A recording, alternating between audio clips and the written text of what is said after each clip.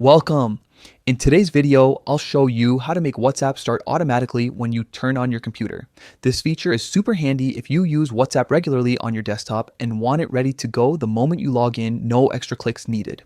Let's get started. First, open the WhatsApp app on your computer. If you haven't already installed it, make sure you're using the latest version because this option is part of a newer update.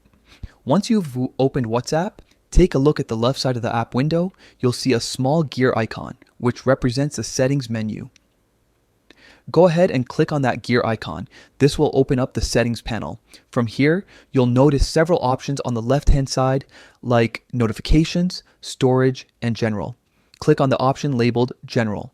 Inside this section, you'll find a new toggle that says Start WhatsApp at Login. All you need to do is turn that setting on. Once it's enabled, WhatsApp will automatically open every time you start your computer. You won't need to manually launch it anymore. It'll be active and ready for your chats right when you log in. This small feature might seem simple, but it's actually a big time saver. If you use WhatsApp for work, study groups, or just staying in touch with friends and family, having it